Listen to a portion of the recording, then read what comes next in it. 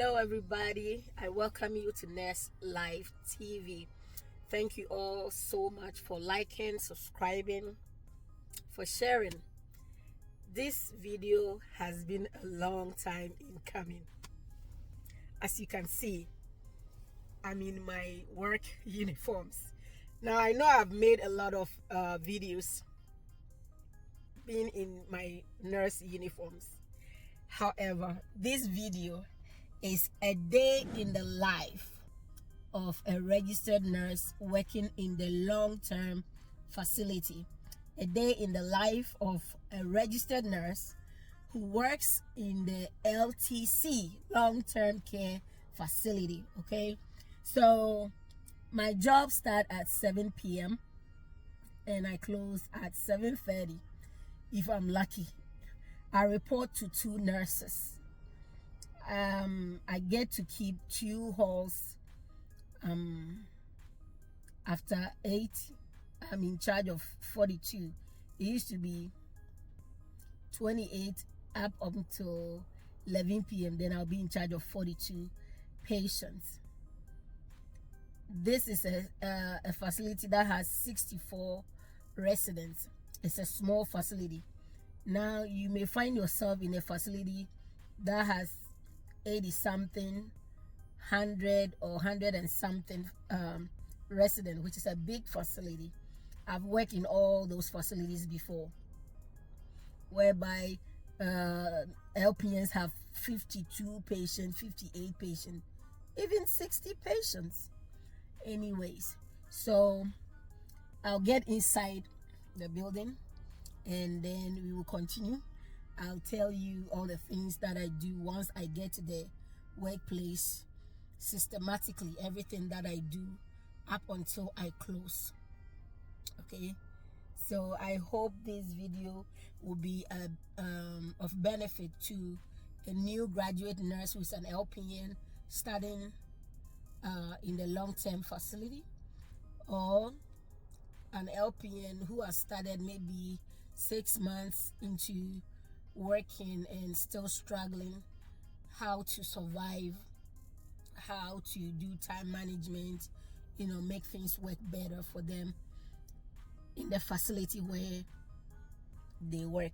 So I hope this video will educate and help out those who are planning on working in the, and it's very good if you're a new graduate LPN to work in the nursing home, because it gives you a lot of skills. You can work in private duty or home health, but you get to do more skills when you do the long-term care facility, because you get to see different kinds of stuff like catheterization, wound care, trach care, a whole lot of things, ostomy, bag changing and stuff like that.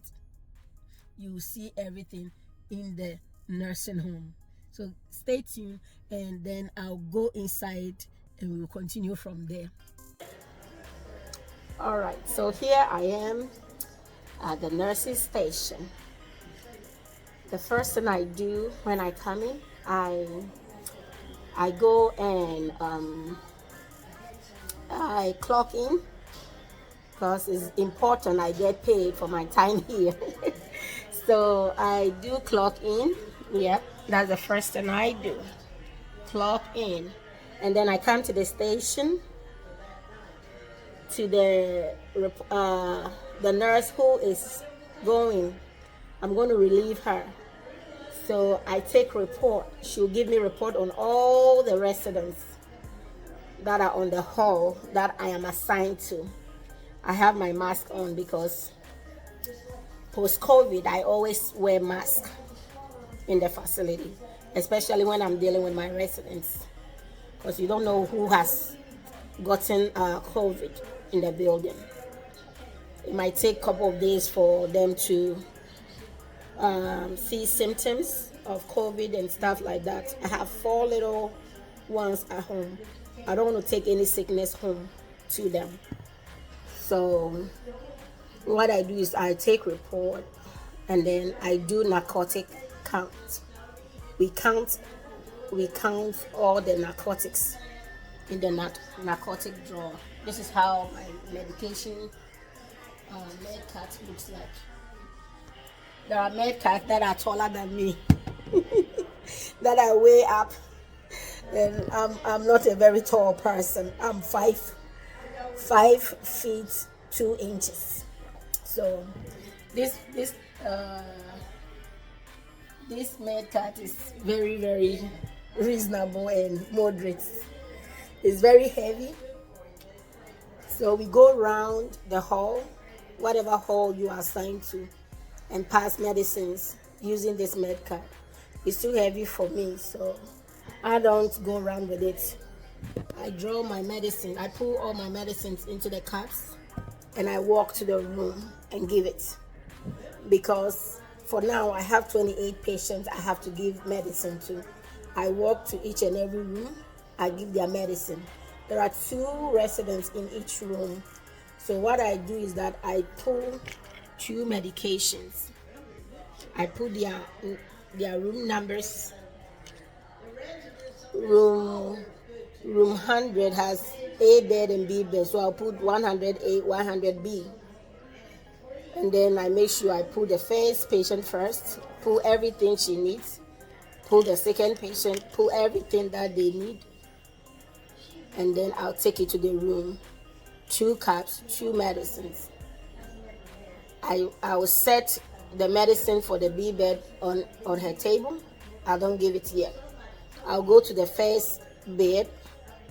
I will administer her medicines. I'll change my gloves because I always have spare gloves in my pocket. Because I'm not contaminating, I'm not doing cross contamination. I change my gloves, put the second gloves inside my pocket. Then I'll go to the second bed, give her her medicine. Killing 2 birds with 1 stone. I don't do cross contamination. I change gloves so nobody gets anybody's sickness. That's what I do. And that's how I give everybody their medicine. So from 7 p.m., 7 that I enter the building, up to 10-15 minutes is for report. Then I wipe down. You can see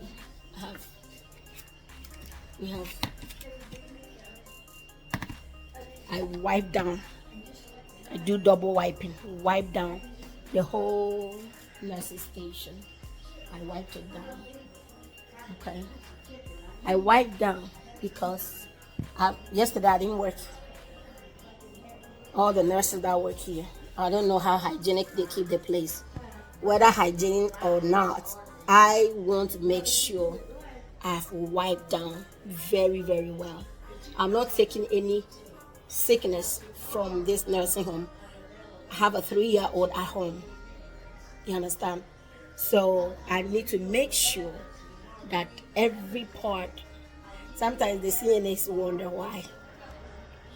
And they always want to see me here because I'm the only nurse that wipes down. I wipe down the entire nursing station, the top, the bottom, every part, the printers here, everything. I'll enter into the nurses' medication room, wipe the fridge, wipe the tops, wipe. I wipe, make sure everything is clean because I am not taking anybody's germ home.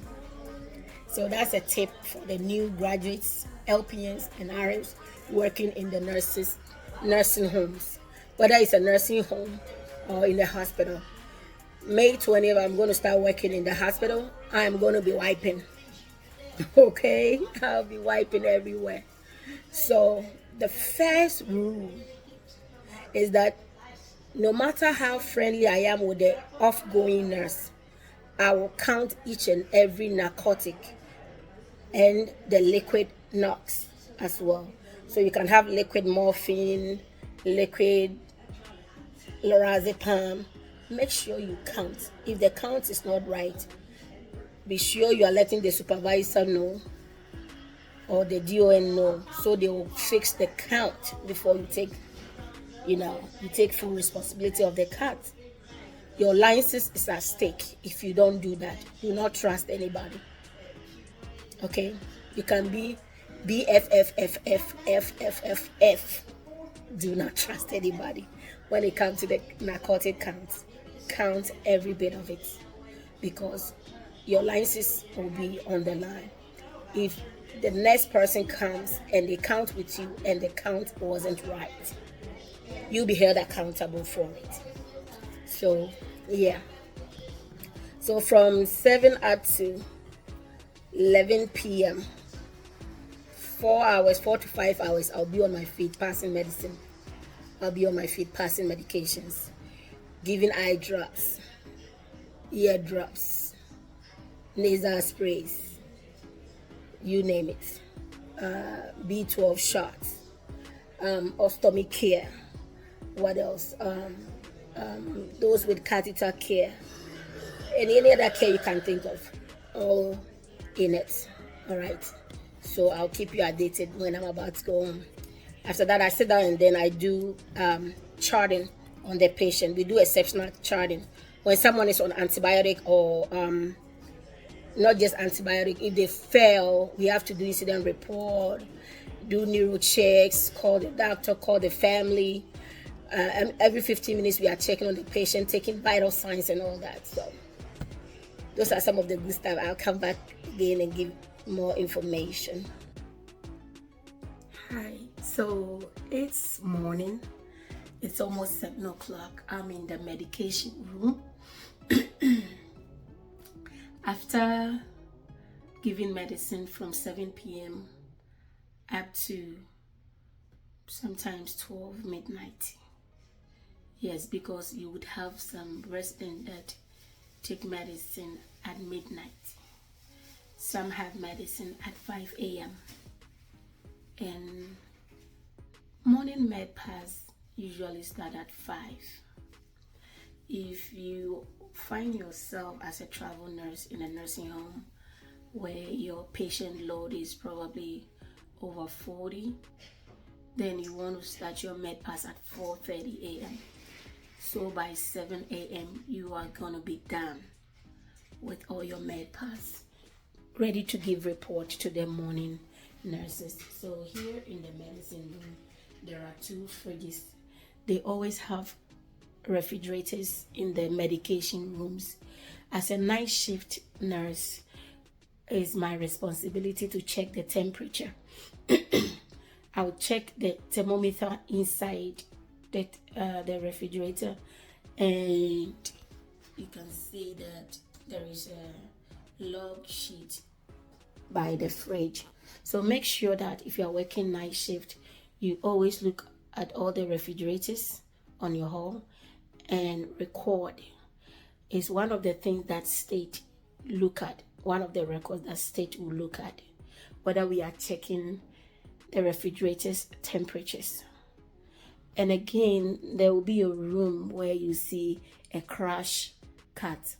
Crash cart contains emergency equipment, emergency items, trach, catheter, all first aid stuff in there. We make sure that it is locked and has the red seal.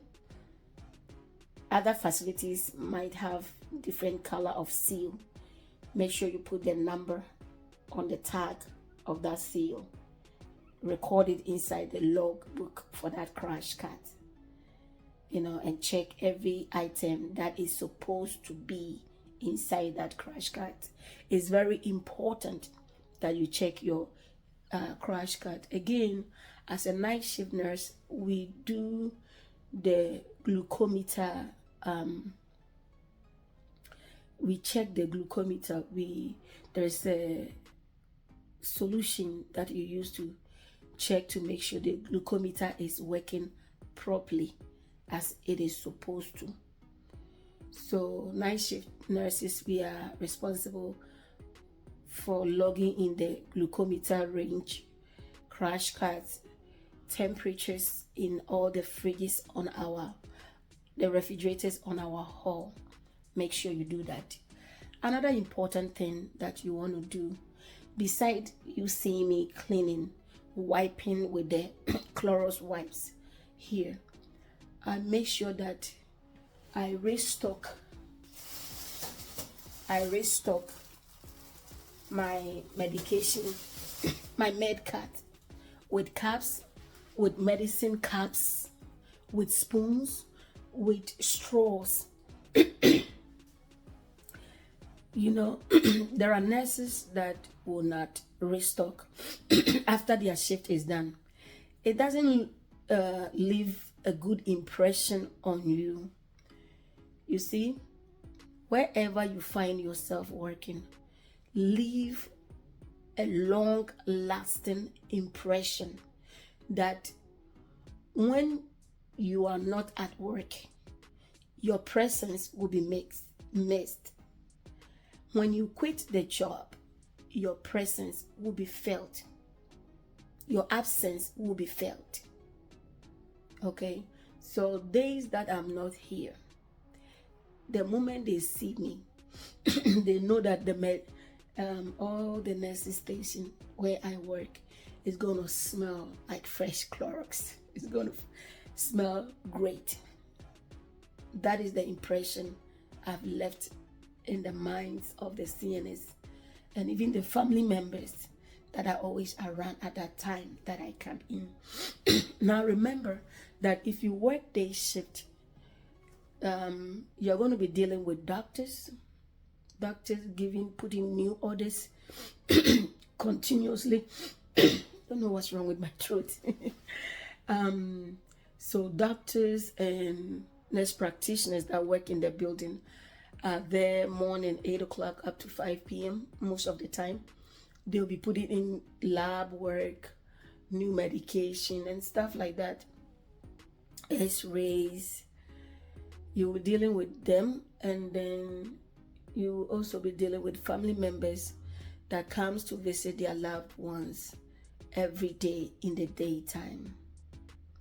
Okay, so I personally feel like day nurses in the long-term facilities are more stressed than night shift nurses, because at night I don't have any family member that is here constantly nagging, complaining and stuff like that. But day shift nurses have to deal with a lot of crap, a lot of nonsensical things from family members who are ungrateful, who are not they are not content, you know, they are never satisfied. You can never please them, a whole lot. So if you are going to be working day shift, brace yourself for that, and always be courteous. Be courteous to, you know, they are the customers. We are servicing them. So we have to leave a good impression on them, so they will keep having their clients, their loved ones in the building. If there's no resident, you and I as nurses, we don't get paid to go and see an empty facility. So it builds your customer service relationship, yes, when you work in the day shift.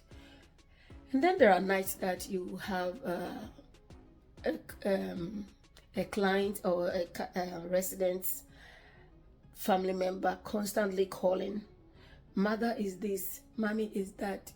Sometimes those residents who are more alert, they'll be calling their family members, oh, I can't find my call button, oh, I can't, they didn't turn me, they didn't give me water, they didn't give me this, they didn't give me that. You have to deal with that. We have to come in terms too with all those things, you know. So be on the lookout for, you know, crazy stuff like that. It's not, sometimes it's going to be like every day that you go there, you know, there's drama, either by the family member or by the client or the resident you are taking care of.